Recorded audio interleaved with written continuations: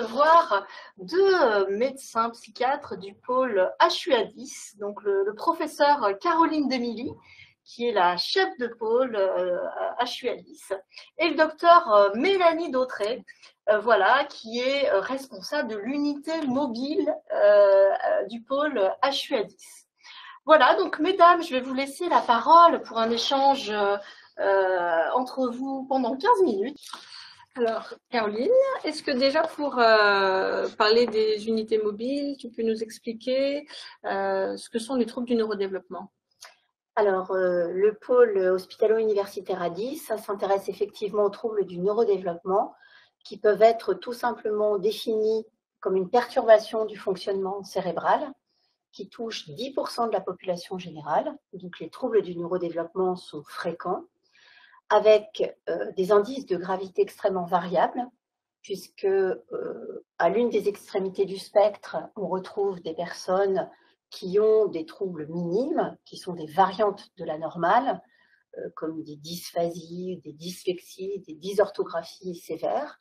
Et puis on a tout un continuum éthiopathogénique, clinique, jusqu'aux formes sévères de troubles du neurodéveloppement, qui vont associer par exemple une déficience intellectuelle et une épilepsie.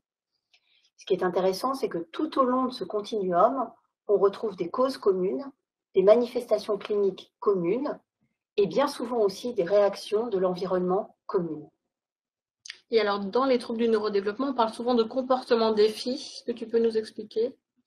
Alors, les comportements défis ont évolué dans leur terminologie. Au départ, on appelait ces comportements des troubles, troubles du comportement. Puis, on les a appelés comportements problèmes. Et puis, on a finalement pensé, il y a quelques années, que le terme problème était stigmatisant et qu'il s'agissait en réalité d'un défi, un défi qui était posé aux soignants. Donc, ils ont été définis en 2017 par le Collège britannique de psychiatrie comme des comportements qui aboutissent à 3 niveaux de réaction. Le premier niveau, en général, est un niveau de répulsion, c'est-à-dire que la personne, dans son environnement, va pouvoir commencer à être mise à l'écart, ou des personnes qui s'occupent d'habitude d'elle vont commencer à dire « moi je ne peux plus m'occuper d'elle, je ne peux plus être à côté d'elle ». Ensuite, ces comportements aboutissent à une limitation, c'est-à-dire qu'une personne ne va plus aller en activité, ne va plus pouvoir fréquenter tel ou tel environnement, ne va plus pouvoir être prise en charge dans un groupe. Et le troisième niveau, si on n'intervient pas, est le niveau d'exclusion. Et c'est malheureusement ce que l'on retrouve avec des personnes qui se retrouvent adressées à des services d'urgence, par exemple. Ce qui est intéressant dans cette définition, répulsion, limitation et exclusion, c'est que ça nous donne un certain nombre de paliers pour intervenir le plus précocement possible. In fine, un comportement défi, lorsque justement le défi n'est pas relevé par les professionnels, aboutit à l'exclusion de la personne, à l'exclusion de sa vie personnelle, familiale et sociale.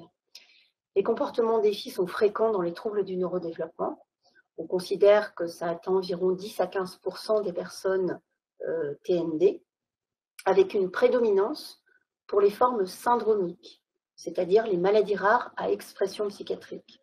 Et on sait qu'un certain nombre de syndromes, comme par exemple le syndrome de Prader-Willi ou le syndrome de Smith-Magenis, entraînent des comportements complexes, des comportements défis qui aboutissent à l'exclusion des personnes. On voit donc là déjà un lien via cette clinique étroite entre les maladies rares et les troubles du neurodéveloppement. D'accord. Sur le pôle hospitalo-universitaire à 10, ça fait partie de la clinique quotidienne de pouvoir répondre de plusieurs manières aux comportements défis. Est-ce qu'il y a des choses particulières, des dispositifs qui se sont modernisés sur les dernières années? Alors, la clinique des comportements défis s'est remarquablement modernisée sur les 10 dernières années, puisque au départ, ces unités, qui étaient traditionnellement appelées des unités de longue évolution, étaient en fait quasiment exclusivement hospitalo-centrées. C'est-à-dire que les comportements défis étaient pris en charge en hospitalisation. Or, l'analyse d'un comportement défi est une analyse complexe, plurifactorielle, mais qui n'a de sens que dans l'environnement de l'individu. C'est-à-dire que c'est une modalité qu'a l'individu, que développe l'individu, de réponse à son environnement. Réponse en termes émotionnels, réponse en termes sensoriels, réponse cognitive, réponse communicationnelle. Et si on n'est pas en mesure de lire et de comprendre cette réponse dans l'environnement de l'individu, en fait, on déplace le problème et on ne peut pas le soigner correctement.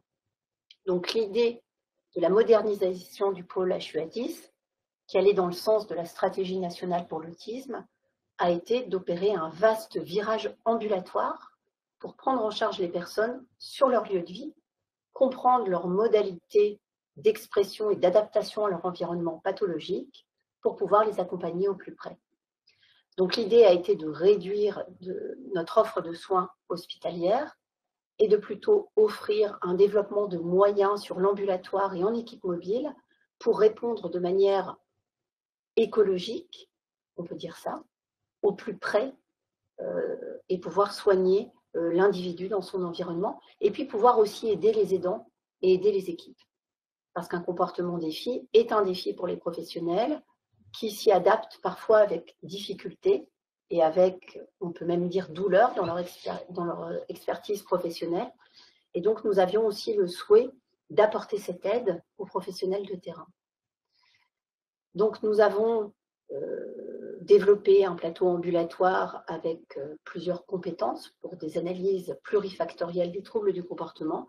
Et nous avons fait aussi un gros effort de développement de nos équipes mobiles qui te sont donc confiées. À ton tour, peut-être, Mélanie, de nous expliquer quelle est la composition de l'équipe mobile du pôle HUA10. Donc l'équipe mobile, ça nécessite, comme tu l'as dit, des compétences pluriprofessionnelles. Donc on a dans notre équipe la chance d'avoir plusieurs médecins. On a 3 médecins à mi-temps, ce qui nous permet quand même de modifier les traitements, de suivre tout ce qui est thérapeutique, ce qui est une aide extrêmement importante in situ. On a une neuropsychologue aussi à temps plein qui permet d'avoir des évaluations vraiment sur site et de gagner finalement beaucoup de temps, parce qu'une évaluation in situ permet d'avoir toutes les personnes de l'entourage et pas juste une personne en consultation. Et puis aussi d'avoir un usager qui est plus à l'aise, qui est plus détendu et donc qui peut mieux montrer ses compétences. Donc c'est vraiment quelque chose qui permet des évaluations bien plus efficientes pour pouvoir faire après des recommandations. Et puis on a des infirmiers, 8 infirmiers et 2 éducateurs pour pouvoir faire tout ce qui est observation du quotidien, recommandation un petit peu de ce qui peut permettre de respecter les particularités sensorielles, les particularités cognitives. Et puis de diminuer les comportements défis, puisque c'est vraiment ça notre cœur d'intervention. Et puis on a une psychologue aussi clinicienne qui intervient auprès des équipes. Quelles sont les modalités pour solliciter l'équipe mobile et quelle est la réactivité de l'équipe mobile? Alors la réactivité, c'est voulu très très rapide dans la semaine. L'idée, c'est que les comportements défis qui sont devenus insupportables dans une structure ou dans une famille puissent être pris en charge très rapidement pour que le passage aux urgences n'arrive pas en fin de semaine ou rapidement, pour éviter que ça vienne aggraver la problématique. Parce qu'un comportement défi, c'est quelqu'un qui souffre et qui, en arrivant aux urgences, a son environnement complètement modifié, parfois des traitements modifiés aussi, et ça aggrave la situation. Donc l'idée, c'est qu'on puisse en tout cas entendre la demande dans la semaine. Et puis, on se met autour d'une table avec les familles, toujours, les structures, tous les intervenants auprès de l'usager, s'il y a des associations ou n'importe quelle personne concernée par l'usager, et l'usager quand il peut le faire. Et puis notre équipe, et on définit un objectif commun. Le but, c'est de vraiment comprendre qu'est-ce qui fait souffrance de tout le monde sur ce comportement défi, et c'est sur ça qu'on se fixe l'objectif pour globalement des durées entre 1 et 3 mois d'intervention en intensif. On peut venir 2-3 fois par semaine pour voir in situ comment évaluer une situation, qu'est-ce qu'on peut faire comme recommandation, comment est-ce qu'on fait un pas de côté avec eux pour permettre d'autres choses, changer des traitements avec parfois une grosse intensité d'intervention pour voir ce qui se passe au niveau clinique quand on met en place un traitement antidépresseur, etc. Est-ce que tu peux nous donner peut-être 1 ou 2 exemples pour qu'on puisse concrètement se rendre compte de ce que propose l'équipe mobile? Sur Sur un exemple peut-être d'adulte, un jeune pris en charge depuis une quinzaine d'années. Alors, je ne vais pas être originale, mais je vais parler Covid, donc pris en charge depuis une quinzaine d'années dans un centre de jour avec l'internat juste à côté, qui, à la faveur des confinements, n'a pas pu réintégrer sa structure de soins et sa structure d'accompagnement. Et s'est retrouvé à domicile sans pouvoir retourner complètement dans son centre de jour avec des comportements défis très importants, des mises en danger, où il traversait la rue, où il pouvait s'enfuir sur d'authentiques troubles anxieux. Donc, ça a nécessité à la fois d'adapter le traitement, puisqu'il y avait un trouble anxio-dépressif à traiter. Ça a nécessité toute une thérapie d'exposition en TCC faite par les infirmières, la psychologue, remise en place d'un planning pour qu'il comprenne ce qu'on attendait de lui, remise en place de tout ce qui permettait de ritualiser le quotidien. Et puis petit à petit, avec la famille, on a réussi à remettre en place aussi un taxi, mettre en place des plannings visuels pour savoir qui venait le chercher, qui lui permettait de sortir. Et petit à petit, il a pu réintégrer son centre de jour. Alors là, on n'était pas sur une durée de 3 mois, on était plutôt sur 4-5 mois, mais ça a vraiment permis qu'il puisse retrouver son lieu de vie finalement assez rapidement. Alors, effectivement, je trouve que les équipes mobiles ont une excellente efficacité, hein, et pour preuve, la réduction du nombre de demandes d'hospitalisation. Donc, on voit qu'on a réussi à contracter notre offre de soins hospitalière et que le nombre de demandes d'hospitalisation décroît. Justement, je rebondis peut-être sur une autre casquette de l'équipe mobile qui est d'accompagner les hospitalisations en amont et en aval, pour qu'il n'y ait pas de rupture de soins. Est-ce que tu peux nous en dire un petit mot ?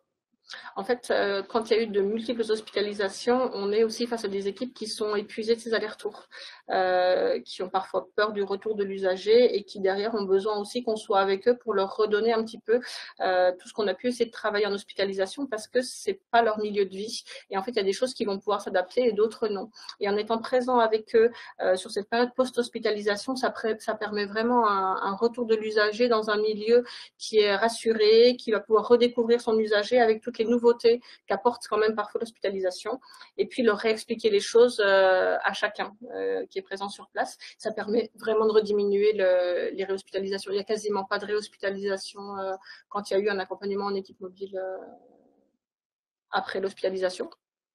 Et en pré-hospitalisation, ça permet d'éviter le recours aux urgences. Tout simplement, on est là et on étaye sur place. On essaie de faire des premières modifications parfois d'apaisement pour permettre d'attendre le petit temps qu'il faut pour avoir une hospitalisation quand c'est vraiment nécessaire.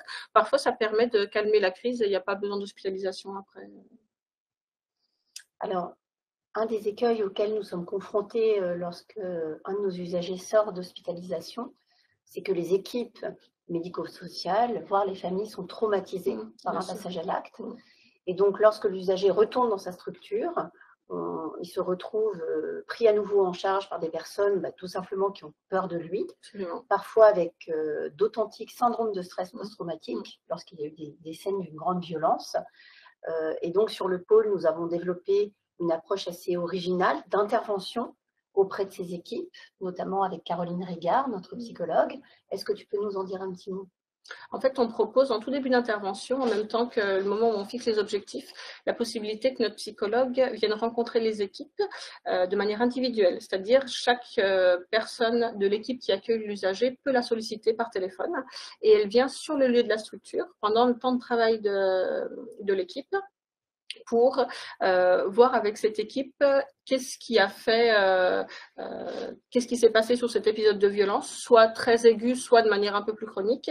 Et le but, c'est de les aider à trouver des solutions qui permettent qu'ils puissent de nouveau accueillir l'usager sans cette crainte de nouveau passage à l'acte, sans parfois l'impression que de toute façon, ils n'ont pas le contrôle de ce qui va pouvoir se passer, qu'ils n'ont pas la compétence, ce qui n'est pas vrai, hein, ils ont les compétences pour l'accompagnement, avec parfois une impossibilité d'avoir le sentiment d'efficacité personnelle, et en fait elle restaure ça, elle permet de rediscuter du fait que on ne peut pas toujours limiter les temps de violence, mais que ça n'est pas ce qu'ils ont fait ou ce qu'ils ne sont pas capables de faire qui explique ça. Et donc tout ce qui est rumination négative de je ne suis pas capable de faire, je ne sais pas m'adapter, elle travaille ça avec eux pour qu'ils reprennent confiance dans leur modalité d'accompagnement. Et nos infirmières en parallèle font la même chose, accompagnent en même temps que les équipes sur place et observent toutes les compétences qu'ils ont et les mettent en valeur. Nous arrivons au bout de notre émission Parlons Impulsion. Merci professeur Demilly, merci docteur Dautrey.